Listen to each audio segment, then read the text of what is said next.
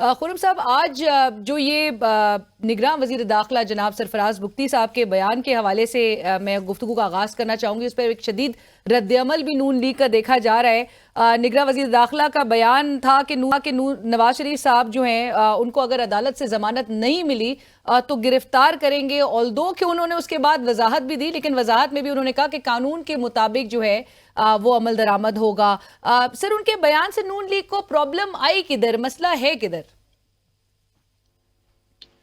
دیکھیے، مسئلہ یہی ہے کہ میاں نواز شریف عدالت کی اجازت سے ہی ملک سے باہر گئے تھے اور عدالت کی اجازت سے ہی ملک میں واپس آئیں گے. لہٰذا ہماری استدعا یہی ہے کہ جو اس وقت نگران حکومت کے ہمارے بھائی ہیں اور بڑے پرانی نیاز مندی ہے، تو وہ اس سارے معاملے کو عدالت تک ہی رہنے دیں اور عدالت کے فیصلوں کا ہی انتظار کریں. خرم صاحب، ایز آف ناؤ ابھی تک ضمانت کے لیے، حفاظتی ضمانت کے لیے کسی عدالت سے رجوع تو نہیں کیا گیا. ارادہ رکھتے ہیں اور یہ کب تک ممکن ہے؟ جی، جو بھی حتمی اسٹریٹجی ہے وہ تو ہماری قانونی ٹیم ہی سیٹ کرے گی، اور اس کی ٹائمنگ کیا ہوگی، کس وقت کریں گے، یہ سب سوالات کے جواب جو ہیں وہ وقت آنے پر ہی ہوں گے. اس لیے بھی ہماری میڈیا میں بھی یہی بار بار استدعا ہے کہ یہ سارا جو پروسیس، چونکہ اس کی عدالتوں سے تعلق ہے، لہذا یہ ساری قیاس آرائیاں ہیں کہ کون کیا کرے گا اور کس وقت ہوگا اور کیسے ہوگا. تو قیاس آرائیوں کے بجائے جو ایکچوئل انشاءاللہ جو ایونٹ ہوگا محمد نواز شریف کی واپسی کا 21 اکتوبر کو، اور اس کے بعد وہ مینار پاکستان تشریف لے کر جائیں گے، تو ایکچوئل ایونٹ کو پر بات کی جائے بجائے یہ کہ قیاس آرائیاں کریں. تو سر، وہ میاں نواز شریف صاحب واپس آئیں گے 21 اکتوبر کو، یہ پلان بھی جو ہے وہ حتمی ہے، یہ تاریخ بھی فائنل ہے، یا اس میں کوئی تبدیلی ممکن ہے؟ جی نہیں، کوئی ان دنوں میں کسی خاص ایونٹ کی وجہ سے اس میں ایک ہم کہہ سکتے ہیں مائنر تبدیلی ہو سکتی ہے، لیکن اس وقت تک پارٹی کی پوری تیاری 21 اکتوبر کی ہی ہے انشاءاللہ. تو وہ یعنی کہ 21 اکتوبر کو واپس آ رہے ہیں، اور آپ نے جس طرح سے کہا کہ وہ واپس آئیں گے، جاوید لطیف صاحب کہتے ہیں کہ ہسپتالوں اور شادیوں کی وجہ سے ایئرپورٹ پر استقبال نہیں ہوگا، ڈائریکٹ جلسے گاہ پر جو ہے وہ لوگ اکٹھے ہوں گے. آپ ان کی بات سے اتفاق کرتے ہیں؟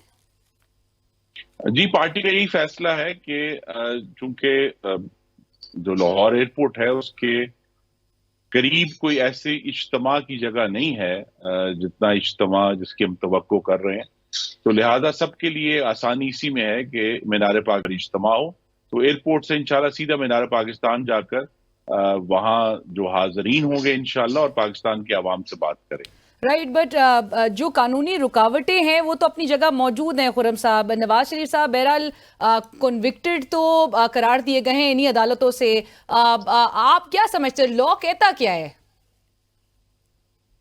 جی، لا تو ہم چونکہ قانون ساز لوگ ہیں، قانون دان نہیں ہیں، تو وہ قانون دان بتائیں گے کہ لا کیا کہتا ہے. لیکن ہماری اس پہ جو پہلی سوچ تو یہی ہے کہ جو بھی قانونی کارروائی کرنی ہے اس کا مقصد یہی ہونا چاہیے کہ میاں نواز شریف جو ہیں وہ جب تشریف لائیں وہ عوام سے بات کریں، اور اگلے دن جو ہیں وہ عدالت کے سامنے پیش ہو کر اپنی اپیل کی پیروی شروع کریں، جس سے ہمیں توقع ہے کہ انشاءاللہ وہ سرخرو ہوں گے. رائٹ. اور خرم صاحب، جس کیئر ٹیکر سیٹ اپ کے حوالے سے، کیئر ٹیکر حکومت کے حوالے سے بڑی دیگر سیاسی جماعتیں ایلیگیشن عائد کر رہی ہیں کہ بڑے مواقع، بڑا سازگار ماحول آپ کی جماعت کو دیا جا رہا ہے، آپ کو لیول پلینگ فیلڈ زیادہ ملی ہوئی ہے، انہی کے آج جو سرفراز بگٹی صاحب کی بات ہو رہی ہے انہی کے جانب سے یہ بیان سامنے آنا، آپ کو لگتا ہے وہ تمام ایلیگیشنز کی تردید بھی ہے لیکن ایک شدید رد عمل بھی بہرحال آپ لوگ کی طرف سے آ رہا ہے؟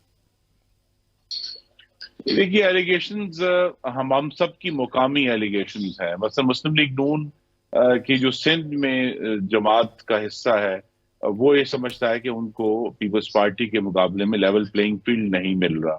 اسی طرح جو جماعتیں خیبر پختونخوا میں ہیں ان کا یہ خیال ہے کہ جی ہمیں بھی کچھ جگہوں پہ لیول پلینگ فیلڈ نہیں مل رہا. تو ہم سب کی مقامی شکایات ضرور ہیں، لیکن میاں نواز شریف کی واپسی بھی اس بات کی ضمانت ہوگی کہ انشاءاللہ نہ صرف انتخابات ہوں گے بلکہ صاف، شفاف اور غیر آئینی مداخلت سے پاک ہوں.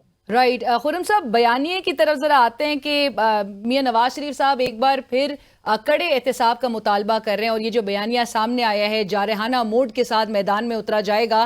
گزشتہ روز ہمارے پروگرام میں ندیم افضل چند صاحب کہہ رہے تھے، اور پیپلز پارٹی نیچرلی جو ایلیگیشنز عائد کر رہی ہے، وہ کہتے ہیں بیانیہ کچھ آپ لوگ کا ہے ہی نہیں، یہ سب ٹوپی ڈرامہ ہے۔ معذرت کے ساتھ یہ الفاظ انہوں نے استعمال کیے، لیکن بیانیہ ہے کیا عوام کے لیے، ذرا سمجھا دیجیے گا۔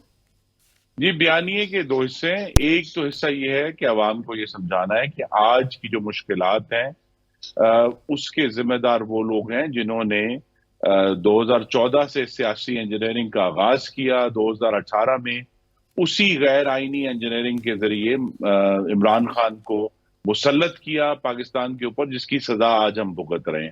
پہلی بات تو یہ ہے کہ ذمہ داروں کا تعین ہوگا کہ آج کی جو عوام کو مشکلات ہیں اس کا ذمہ دار کون ہے۔ اور دوسرا حصہ یہ ہے کہ اس سے پہلے بھی 2013 میں اس سے زیادہ مشکل حالات تھے، 18 گھنٹے کی لوڈ شیڈنگ تھی ملک میں، ہم سب بھول گئے ہیں، بدترین دہشت گردی تھی پاکستانیوں کا، ہزاروں کی تعداد میں خون بہ رہا تھا۔ اس طرح شہر کراچی میں درجنوں کی روزانہ بنیاد پر ٹارگٹ کلنگ ہوتی تھی، ملک میں مہنگائی تھی۔ تو ان 2013 میں بھی میاں نواز شریف نے ان مشکل ترین حالات میں یہ سارے معاملات کو اپنی ریاست کی پوری طاقت استعمال کرتے ہوئے فوج پاکستان کو بھی استعمال کیا، رینجرز کو بھی استعمال کیا، پولیس کو بھی استعمال کیا، تو تمام طاقت کو استعمال کرتے ہوئے دہشت گردی کے خلاف بھی کامیابی حاصل کی، لوڈ شیڈنگ بھی ختم کی، کراچی کو پرامن بھی کیا اور مہنگائی پر بھی کنٹرول کیا۔ تو لہذا ان کا بیانی کا دوسرا حصہ یہ ہے کہ پہلے بھی ہم نے ہی مشکل سے قوم کو نکالا تھا، صرف ایک لیڈر جس کی یہ کریڈیبلٹی کہ اس نے عوام کے مسائل حل کیے ہیں، اور اب بھی انشاءاللہ 2023 میں بھی وہی لیڈر پاکستان کے عوام کے مسائل حل